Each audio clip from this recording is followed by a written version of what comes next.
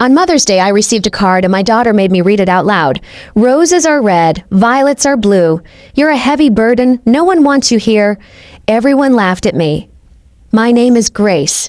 I'm 74 years old, and that was the worst humiliation of my life.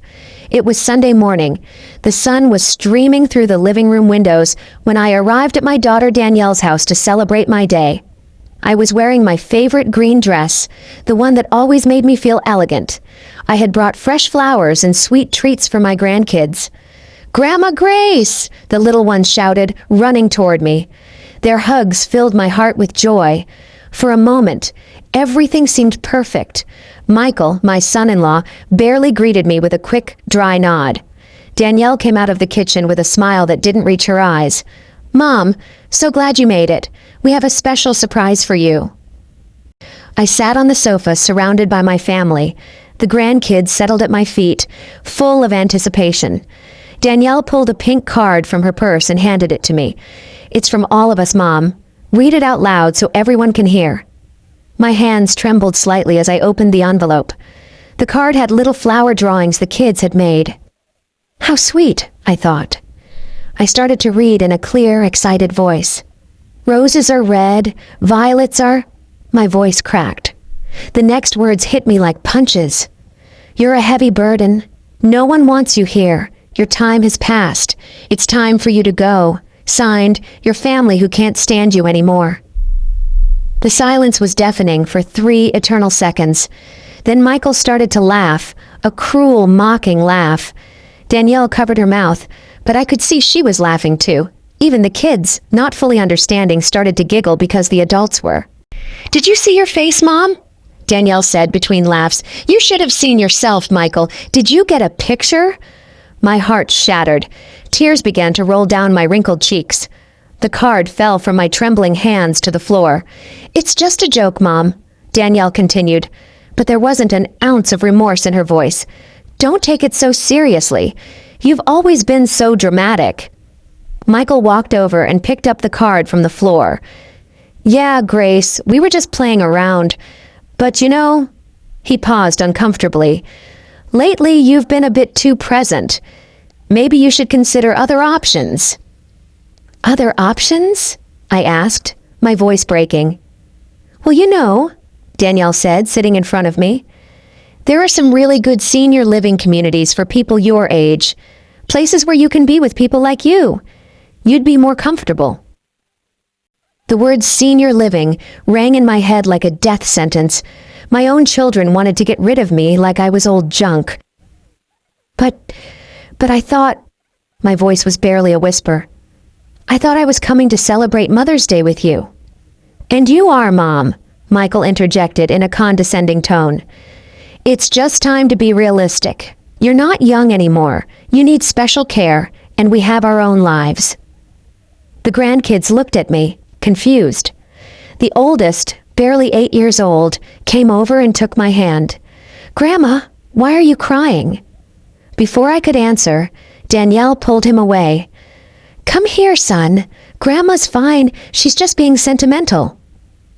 I sat there, feeling more alone than I had ever felt in my life. On the day that was supposed to celebrate my motherhood, my own daughter had publicly humiliated me, turning me into the family's cruel joke.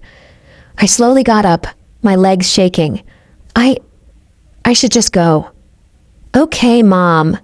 Danielle didn't even stand up to say goodbye. "We'll call you later." I walked to the door with what dignity I had left, but inside my world had completely fallen apart. That night, in my empty house, I cried until there were no more tears.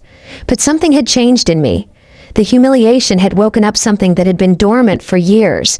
It was time for my family to learn the truth about who Grace really was. The next day, I blocked all of them. But first, I needed to remember how I had arrived at such a painful moment. I sat in my favorite armchair, the same one where I had nursed Danielle 45 years ago, and let the memories flow like a movie in my mind. It all started when I was 29 years old. Danielle's father abandoned us when she was only 3. One morning, he simply wasn't there. He left a note on the kitchen table. "I can't do this life. I'm sorry."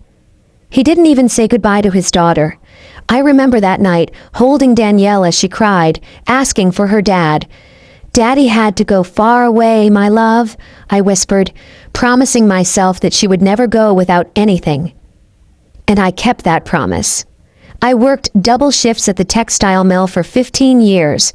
My hands were full of calluses from sewing uniforms late into the night. Every extra cent I saved for Danielle's education. When she was 17 and wanted to study nursing, I sold my mother's jewelry. It was the only valuable thing I owned. But I saw the bright eyes of my daughter talking about her dream, and I didn't hesitate for a second. "Mommy, are you sure?" she asked me that day. "Completely sure, my love. Your education is the most important thing." During her 5 years of university, I worked weekends cleaning offices. I would come home with a wrecked back.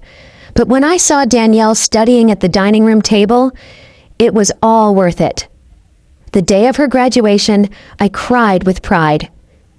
"We did it, Mommy," she said, hugging me tight. "This wouldn't have been possible without you." Later, she met Michael. At first, I liked him. He was polite, hardworking, and seemed to genuinely love her. When they got married, I paid half of the wedding. It was $12,000 that I had saved for years, but I wanted my daughter to have the wedding of her dreams. "Mom, this is too much," Danielle protested when I handed her the check. "Nonsense," I said, smiling. "It's the most important day of your life. You deserve it." When they bought their first home, I gave them the down payment, $25,000. It was all I had saved, but seeing them happy in their new home filled me with satisfaction. Then the grandkids arrived, 2 beautiful little ones who became the light of my life. When Danielle returned to work after her maternity leave, I became their free babysitter. Every day for 3 years, I walked 6 blocks to their house at 6 in the morning. I made the kids breakfast, dressed them, took them to the park, fed them, bathed them, and read them stories. When Danielle came home from work, the house was clean and the children were happy. "I don't know what we'd do without you, Mom," Danielle used to tell me in those days. "You're an angel." But gradually, something changed. The thank yous became less frequent. My opinions about the children started to be considered as interference. When I suggested that the youngest needed to see the pediatrician for his persistent cough, Michael told me, "Grace, we're the parents here." The first time they spoke to me like that, I stayed quiet. I thought maybe I had been too nosy. Then the subtle comments started. "Mom, you don't have the energy you used to for watching the kids." "Grace, I think you got the kids' vitamins confused again. Maybe you should rest more at home." But I kept going every day. I kept helping. I kept giving my all. 2 years ago, when Michael lost his job, I started giving them $500 a month so they wouldn't lose the house. "It's just temporary," they said, "just until Michael finds something better." Michael found a new job 6 months later, but they never told me to stop sending the money. They just kept receiving it as if it were their right. When the kids needed new computers for school, I paid $2,000 without being asked. When Danielle's car broke down, I gave them $4,000 for the repairs. When they wanted to remodel the kitchen, I contributed $8,000. Little by little, I became the silent provider, the one who was always there to solve their financial problems, but who was no longer invited to important family decisions. A year ago, Danielle organized a family dinner for Michael's birthday. I found out by chance when one of my grandkids mentioned the secret party they had. "Why didn't you invite me?" I asked Danielle over the phone. "Oh, Mom, it was a really small thing, just the 4 of us. We thought you'd be bored." But I saw the photos on social media. There were 20 people, Michael's relatives whom I knew well. Everyone had been invited, except me. That night, I cried in silence, but I told myself it must have been an oversight. Oversights became a routine. They forgot to call me on my birthday. They canceled our lunch dates. When I showed up unannounced, they always seemed annoyed by the interruption. But the final straw came 3 months ago. I was at their house helping with dinner when I overheard Michael talking on the phone on the patio. "Yeah, my mother-in-law lives alone. She's getting really dependent. No, she's not sick, but you know how they are at that age. Yes, we're looking at options to move her to a proper place." I froze behind the door. My own son-in-law was planning to get rid of me like I was old furniture. That night, I couldn't sleep. I had given my whole life, all my money, all my love to this family, and now I was just an obstacle they wanted to get rid of. But they didn't know something very important about me, something I had kept secret for decades. My mother, before she died, had told me about a family property in Nassau, Bahamas, that I inherited when I turned 70. It was a beachfront condo that had been rented out for decades. The money had been accumulating in an account I never touched. I also had investments I made with the inheritance from my Aunt Lucille, who died childless and left everything to me. Bonds, stocks, certificates of deposit, money that grew quietly while I lived on my modest Social Security check. In total, I had almost $400,000 that my family knew nothing about. They thought I was a poor old woman living on government handouts. They didn't know I had been discreetly funding their comfortable life for years, not out of need, but out of love. But after the humiliation of Mother's Day, something inside me broke forever. It was time for them to learn Grace's true value. That cruel card was my wake-up call. I stayed up all night on Mother's Day, holding that card in my trembling hands. The words kept echoing in my head. "You're a heavy burden. No one wants you here." But as the tears dried on my cheeks, something strange started to happen. The sadness transformed into something more powerful. Clarity. Determination. For the first time in decades, I saw my situation with complete honesty. I wasn't a burden. I was the one keeping them afloat. I slowly got up and went to my bedroom. I took a wooden box from my dresser that I hadn't opened in months. Inside were all my important documents, bank statements, deeds, investment certificates. As I looked through the papers, I did some mental calculations that took my breath away. In the last 5 years, I had given Danielle and Michael exactly $67,000.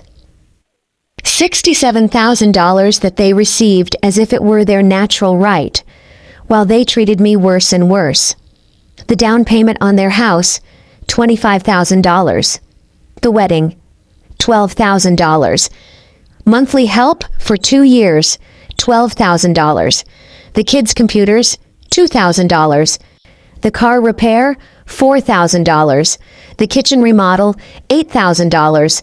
And hundreds of small expenses that added up to $4,000 more. Meanwhile, I was still living in the same modest house, wearing the same green dress on Sundays, walking to the grocery store to save on gas. But that wasn't what hurt the most. What really broke my heart was remembering how their treatment of me had changed. I remembered my oldest grandson's birthday 6 months ago.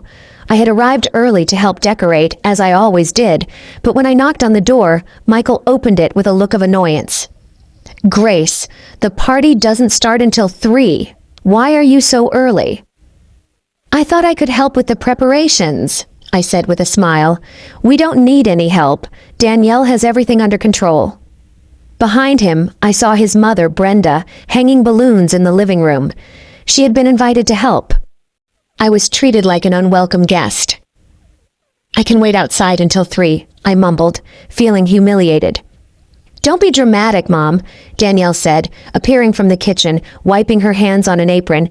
"You can stay, but don't get in the kitchen. You know you get confused with recipes." I got confused with recipes? Me, who had cooked for that family for decades? That day, I sat in a corner of the patio like a stranger at my own grandson's party. I watched as Brenda helped with the food, as the other guests complimented her on the cake she had baked. Meanwhile, I, who had paid for half the expenses of that party, was completely ignored. When it was time to sing Happy Birthday, I stayed in the back while everyone formed a circle around my grandson. No one noticed I wasn't in the family photos.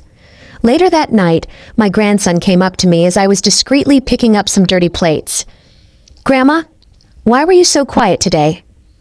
"I was just tired, my love," I lied. "Grandma Brenda says you're too old for big parties." The boy's words cut through me like knives. Brenda, who was only 3 years younger than me, was telling my own grandkids that I was too old. But even after that humiliation, I kept giving them money, kept helping, kept hoping things would get better. How foolish I had been. I also remembered last Christmas. I had bought expensive gifts for everyone. A new bicycle for the oldest grandson, a tablet for the youngest, French perfume for Danielle, a power tool Michael had mentioned wanting. I spent almost $3,000 on those presents.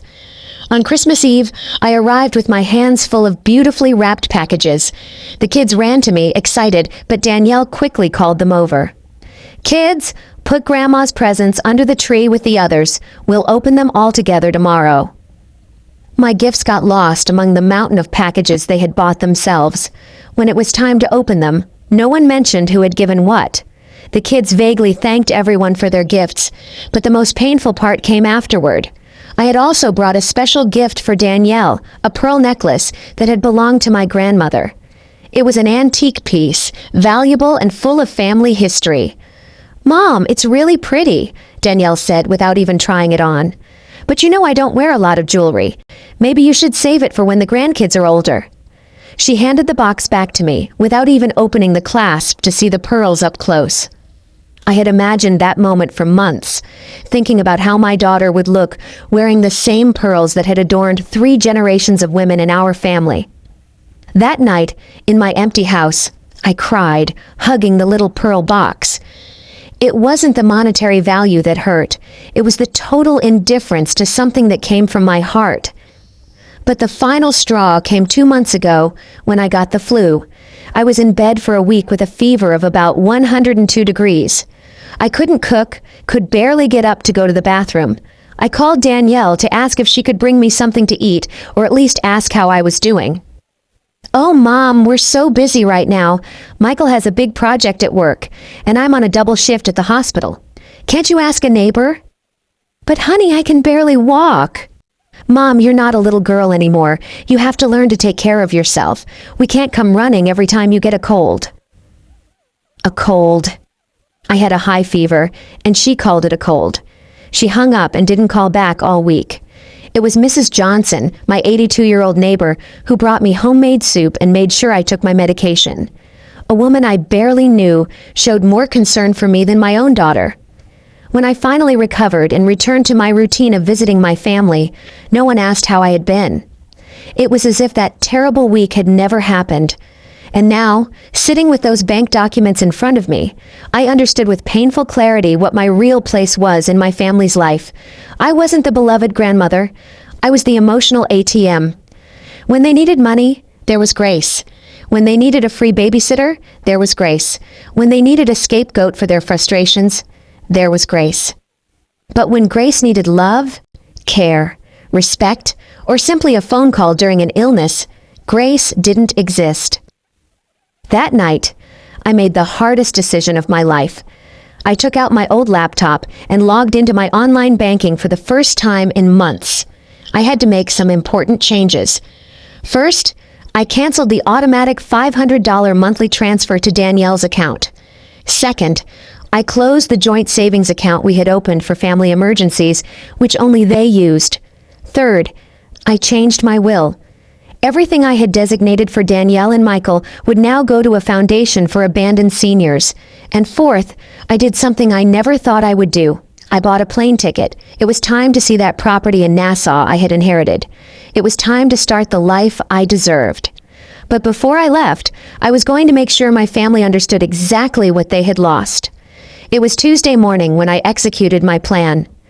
I had slept for only 3 hours, but for the first time in years, I felt completely awake, completely determined.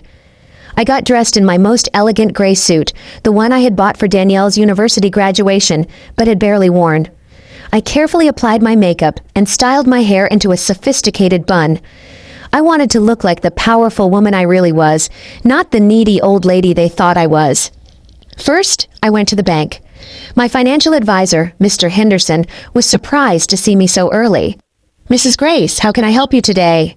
"I need to make several important changes to my accounts," I said, in a firm voice.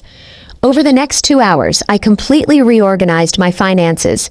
I canceled all the automatic transfers to Danielle's accounts. I closed the joint account we had opened 3 years ago. I transferred money from my investments to my main checking account. "Are you sure about these changes, ma'am?" Mr. Henderson asked, clearly worried. "These are very big moves." Completely sure. It's my money, and I can do what I want with it. Then I went to my lawyer's office, Mr. Franklin, who had handled my family's legal affairs for decades. I need to completely change my will, I announced without preamble. Mr. Franklin, an older man who had known me since Danielle was a child, took off his glasses and looked at me with concern. Grace, is everything okay? This is a very drastic change. Everything is perfectly fine. For the first time in years, I see things with total clarity. I explained exactly what I wanted. Everything I had designated for Danielle and Michael would now go to a foundation for homeless seniors. I also established a trust for my grandkids that they could only access when they turned 25, and only if they maintained genuine contact with me, not out of family obligation. Grace, don't you think you should think about it for a few more days? These decisions are irreversible. I've had 74 years to think about it, Mr. Franklin, and the last 5 years have taught me everything I needed to know. I signed the documents with a steady hand. There was no shaking, no doubt. My next stop was the travel agency. I had researched my property in Nassau all night. It was a 3-bedroom condo in a beautiful neighborhood.